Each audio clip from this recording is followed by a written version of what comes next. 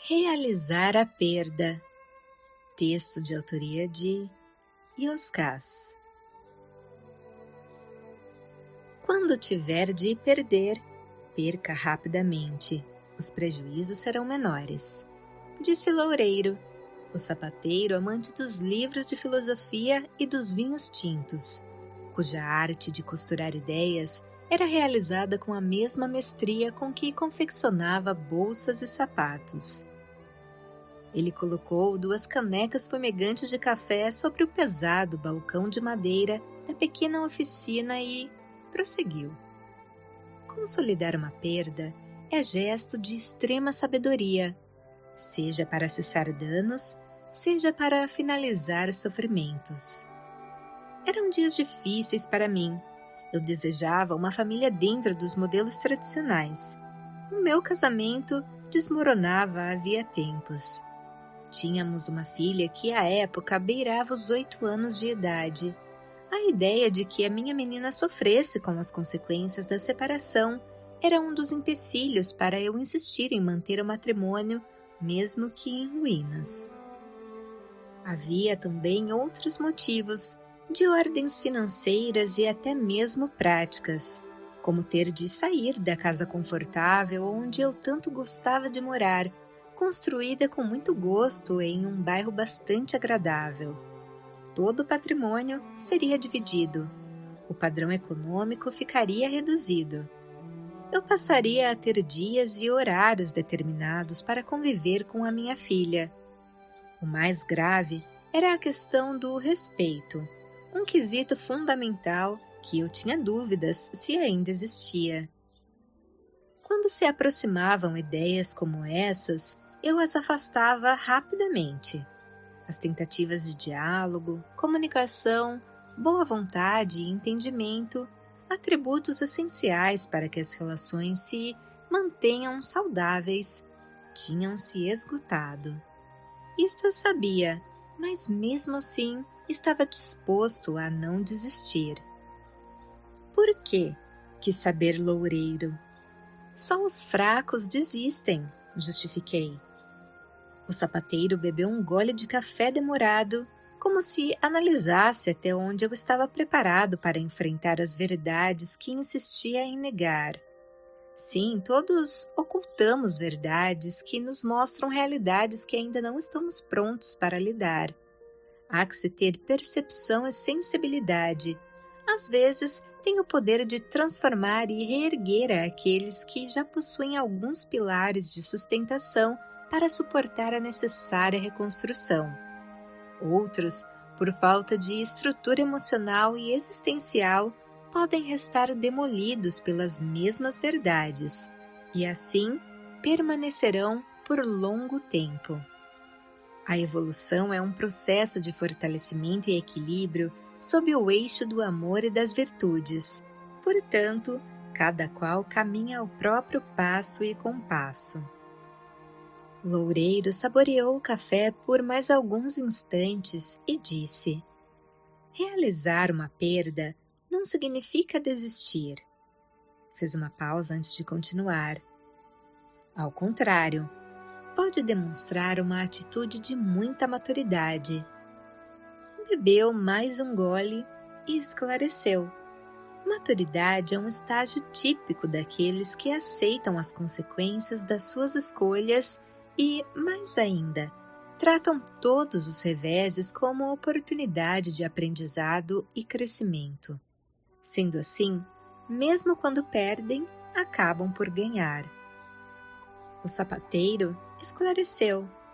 Realizar uma perda se inicia ao se perceber o esgotamento de determinada relação, a qual temos dificuldade em decretar o fim por não aceitarmos os prejuízos, sejam afetivos, sejam financeiros. Pode se tratar de um negócio ou um momento profissional. Pode se tratar da morte de uma pessoa querida cuja partida parece desmontar o sentido da vida. Pode se tratar de um casamento ou uma amizade que mudou pelo simples fato de as pessoas envolvidas já não serem mais as mesmas. Inclusive, você e eu. todos mudamos, ou deveríamos mudar. É muito agradável e até mesmo grandioso quando evoluímos ao lado de alguém em um mesmo ritmo e direção. Contudo, nem sempre ocorre dessa maneira. Quando acontece de ficarmos desalinhados uns com os outros, a depender das distâncias criadas, alguns afastamentos ficam impossíveis de serem refeitos. Mudanças podem trazer olhares que deixam de ter os mesmos interesses e propósitos. O abismo fica enorme. O ciclo se encerrou. Ele teve o cuidado de me alertar. Contudo, tem a sensibilidade para não banalizar as suas relações. Não devemos nos afastar das pessoas por um motivo qualquer. As diferenças são inevitáveis ao convívio, além de serem importantes fatores de aprendizado, transformação e evolução. Ninguém é igual a ninguém. Poucas situações são tão bonitas quanto duas pessoas que se mostram dispostas a sair de onde estão para se encontrarem onde nunca estiveram. Um lindo e inexplorado lugar dentro de si mesmo. Loureiro fez questão de esclarecer. Não raro, as razões que nos fazem emperrar em determinada posição no tabuleiro da vida é também a razão de tantos conflitos. Acomodados em verdades que perderam o prazo de validade, nos negamos ao movimento. A verdade não é uma caixa fechada e rígida. Ao contrário, ela se move. Esvaziou a caneca de café e esclareceu. Quando nos recusamos a sair da caixa, somos espremidos por suas paredes. Sofremos por não movermos a verdade, por não nos movimentarmos. A estagnação é a patologia da alma aprisionada em verdades que não mais cabem nela. A evolução é uma necessidade primordial e constante, pois é o que torna a alma saudável. É a raiz da felicidade. As verdades precisam se modificar, pois refletem as fronteiras da consciência que ficará encarcerada se não seguir se expandindo infinitamente. Tornou a encher as canecas e ponderou. Portanto, antes de decretar o fim de um ciclo, perceba se não se trata de algo em si mesmo que precisa ir além de onde sempre esteve para que aquela história prossiga e floresça com revoluções intrínsecas até então impensadas. Em seguida, me embaralhou o raciocínio. Pelos mesmos motivos, realize a perda. Logo após explicou.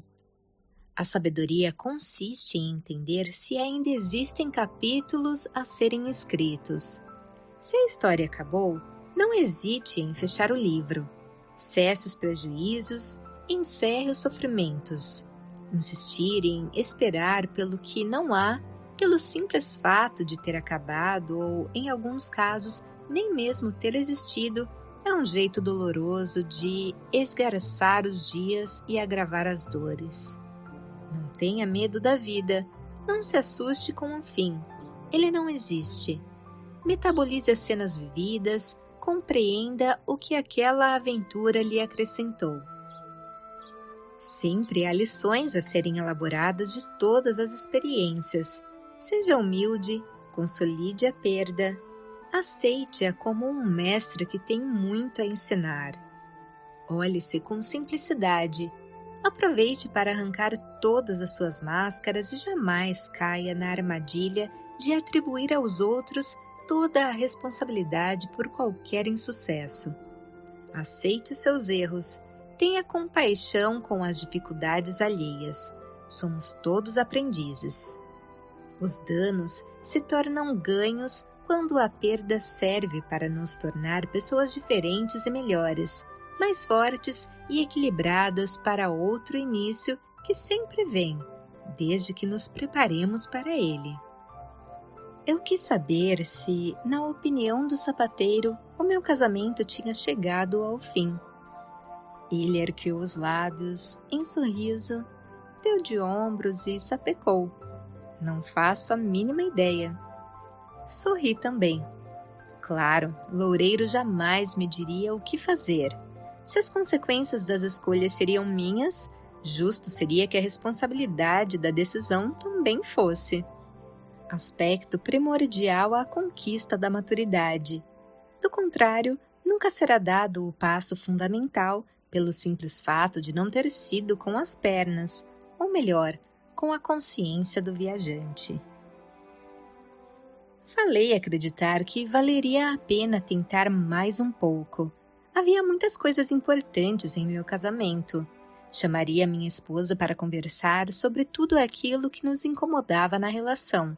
Seria uma mudança de capítulo ao invés do fim de uma história. O sapateiro fez sim com a cabeça e acrescentou: há inegável sabedoria em suas palavras.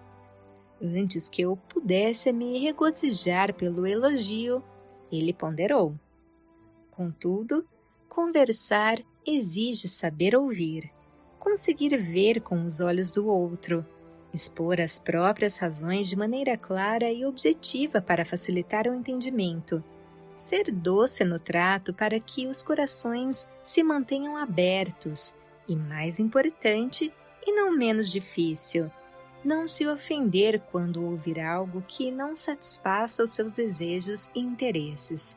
Do contrário, haverá muitas palavras, mas nenhum diálogo. Bebeu um gole de café e acrescentou: todos estão prontos para conversar nos parâmetros das suas verdades. Estão dispostos em mostrar o que os outros precisam fazer para que a relação melhore. Poucos já conseguem conversar no esforço de alinhar as inevitáveis diferenças de olhar que motivam os conflitos. Isso faz com que conversas se tornem discussões. As possibilidades de entendimento se encerram, as mágoas se agigantam e as incompreensões se estabelecem como o padrão nos relacionamentos de quase toda a gente. Afinal, não podemos criticar que os outros se recusem a caminhar se permanecermos sentados. Falei que eu estava disposto a ouvir, mesmo que não gostasse daquilo que me seria dito. Loureiro fez sim com a cabeça e disse: há muita sabedoria nisso. Como dessa vez eu já esperava a ressalva, não me surpreendi quando ele avisou. No entanto, não basta. Pedi para ele explicar melhor. O sapateiro ampliou o raciocínio. Falar sobre aquilo que não gostamos nos outros não requer maiores dificuldades. Os intolerantes fazem isso com facilidade. Em sua maioria, são aqueles que desejam que o mundo se adeque aos seus desejos, vontades, interesses e conforto. Estão aprisionados na própria incompreensão. Inigualáveis são aqueles que, ao invés de iniciarem a conversa apontando os defeitos alheios, começam por mostrar o que eles próprios poderiam modificar em si e que tanto tem atrapalhado a relação, antes de pedir o mesmo ao seu interlocutor. Cabendo ao outro o devido entendimento e responsabilidade para a justa contrapartida. Uma prática simples, sensata e, acima de tudo, honesta, que ajudará a suavizar os canais de comunicação, tornando mais receptiva e amável a escuta, assim como as sugestões apresentadas. Melhorar a relação usando como base o exemplo silencioso do próprio aperfeiçoamento é um atributo evolutivo. Essas pessoas são raras, preciosas e, ousaria dizer, sábias. Ao esgotarem as possibilidades de encontrar no outro em um ponto em comum, satisfatória a ambos, apesar do esforço de ajustar a relação através do aprimoramento pessoal que impôs a si mesmo, conquistam a clareza do entendimento e a firmeza na escolha para realizar a perda.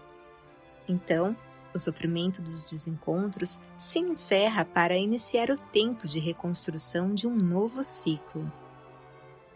Depois de passar mais um período de estudos no mosteiro, retornei para casa. Convidei minha esposa para um jantar. Conversamos sobre o casamento. As diferenças de olhares eram abissais. Consideramos a hipótese da separação. Venderíamos a casa que tanto gostávamos para cada um morar em um pequeno apartamento em um bairro não tão nobre, pois era o que caberia após a divisão do patrimônio. Não teríamos mais como juntar os salários para arcar com despesas em comum, adquirir outros bens e fazer as viagens que tanto gostávamos. Como sempre acontece, por vários motivos, sabíamos que algumas amizades se desintegrariam junto com o casamento. Enfim, era muito sacrifício para duas pessoas fracas. Seriam perdas enormes para os dois indivíduos desequilibrados. Decidimos manter o matrimônio sem deixarmos claro um para o outro quais mudanças cada um se incumbiria e se responsabilizaria em si mesmo para que houvesse uma mudança de rota. Comportamo-nos como um barco à deriva que finge não ver o porto, onde faria os reparos necessários no leme para seguir sem rumo na imensidão do mar brávio. Não podíamos lamentar o naufrágio. Tendemos a crer que o inferno são os outros. Ledo engano, deslavada mentira. Cada pessoa cria o próprio inferno, seja por autoria, como consequências inevitáveis das escolhas realizadas, seja por permissão indevida, por não impor limites à relação, uma cruel maneira de não respeitar a si mesmo. Ignorância e medo são as sementes de todos os sofrimentos. 2 anos se passaram. Talvez tenham sido os piores anos da minha vida. Acredito que também foram os da minha esposa. Embora não tenhamos aberto mão de nada daquilo que não queríamos perder, vimos a vida se desmoronar ao nosso redor. Fomos profundamente infelizes, ao ponto dessa atmosfera densa de infelicidade que envolvia a casa, gerada pelo distanciamento emocional e espiritual do casal, começar a fazer mal à nossa filha. Profissionalmente, entramos em decadência. O trabalho perdera a leveza, alegria e fluidez. Ela era constantemente preterida por funcionários mais jovens à aguardada promoção na empresa que trabalhava. Na agência de publicidade, a cada dia eu criava projetos cada vez mais insossos. Logo vieram os ansiolíticos, as pílulas para dormir e o mau humor. A ruína do casamento se esprairava por todos os lados da nossa existência, dentro e fora da gente. Só então me dei conta que tínhamos ido longe demais, muito além de uma história cujo fim eu não podia mais negar. Para não perder bens patrimoniais, conforto e pequenos prazeres, eu perdia a mim mesmo. Era preciso realizar a perda para estancar os danos.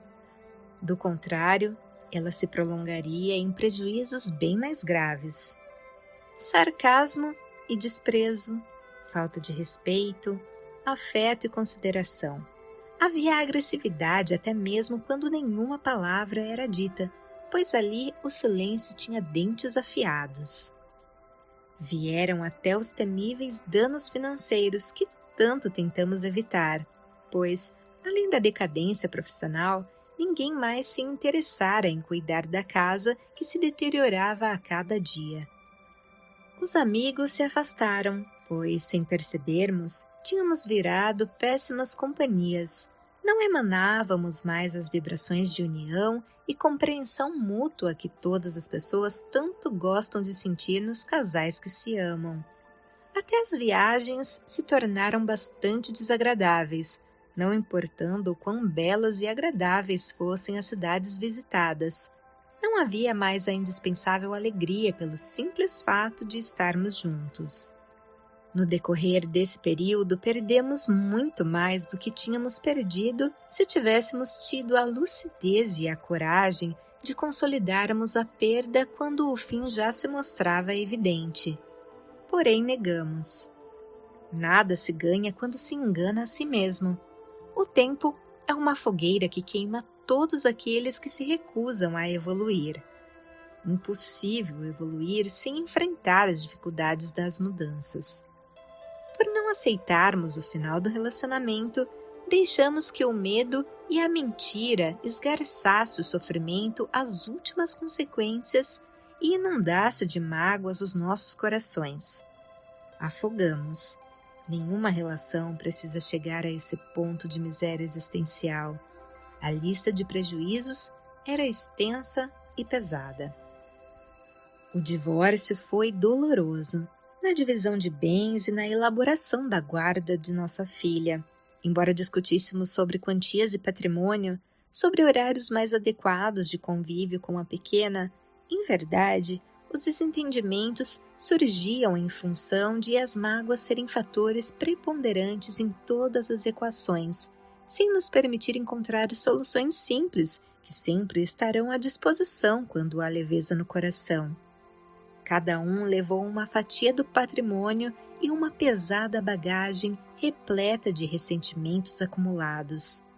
Isso fez com que, embora o casamento tivesse terminado, a perda prosseguisse.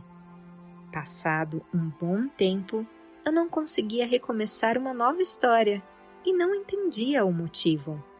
Consolide a perda, se limitou a aconselhar Loureiro enquanto pousava as canecas de café sobre o balcão de madeira da oficina. Falei que já tinha feito isso. Todo o patrimônio restara dividido. A nossa filha, agora uma adolescente, viera morar comigo por escolha própria e com a anuência da mãe, que fora transferida para trabalhar no Nordeste, numa nova filial da empresa. Não havia mais convívio, não havia mais assuntos a tratar. A perda foi consolidada, afirmei. Foram os piores anos da minha vida, acrescentei com um tom rancoroso na voz. Embora houvesse compaixão nos olhos do sapateiro, as suas palavras foram firmes. Você ainda não compreendeu toda a extensão da perda. Bebeu um gole de café e explicou.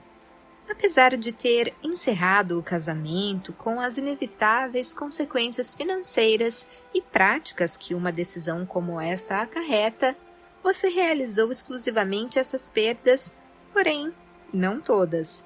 As perdas intrínsecas ainda prosseguem.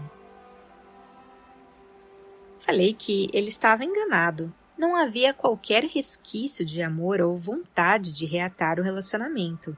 Eu estava sendo sincero. Loureiro balançou a cabeça como quem diz que me entendia e ponderou. Não falo disso. Refiro-me ao fato de que as perdas continuam dentro de você em razão de ainda restar uma mágoa residual em seu coração. Enquanto continuar a culpar a sua antiga esposa como a responsável pelos prejuízos que sofreu, sejam econômicos, profissionais ou afetivos, haverá tamanho peso na sua alma que lhe será impossível sair do lugar. A mágoa a aprisiona, pois sempre estará presente para contaminar uma boa ideia ou um momento agradável.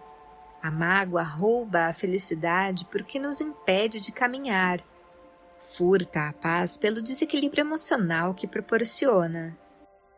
Fez uma pausa antes de concluir. Ninguém finaliza a perda sem também esgotar as mágoas. O sapateiro estava disposto a me resgatar de mim mesmo. Perdão, uma palavra simples de poder incomensurável pela libertação que proporciona. Fiz uma pausa para a ressalva. Perdoe não apenas àquela que foi sua esposa, mas principalmente a si mesmo. Para tanto, admita que nada aconteceu sem a sua permissão, fato que o tornou comparsa de todos os acontecimentos, fosse por ação, fosse por omissão.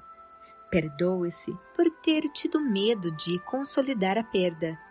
Aceite que esta foi a razão dos danos terem sido muito maiores do que deveriam. Aprenda com os enganos que você próprio criou na tentativa de fugir da verdade que não queria enfrentar. Este é o preço cobrado pelo medo.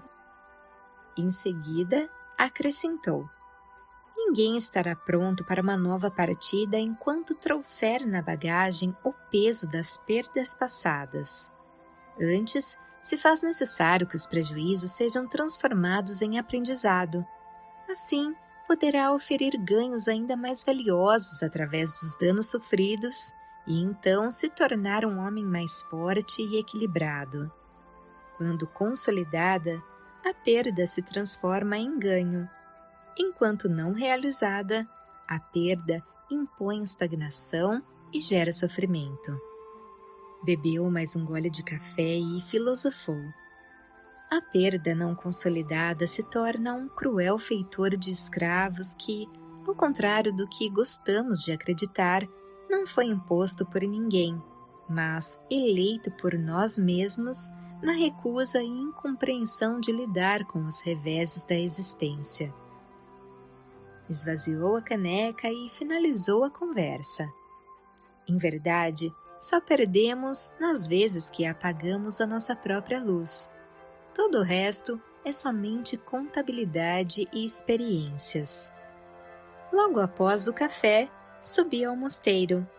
Em fantástica sincronicidade, naqueles dias, os estudos, palestras e debates pareciam ora acrescentar, ora reforçar os vários elementos contidos nas palavras que Loureiro me legara à reflexão. Quando nos abrimos verdadeiramente a uma ideia luminosa, a vida nos fornece todo o conteúdo necessário para a libertação.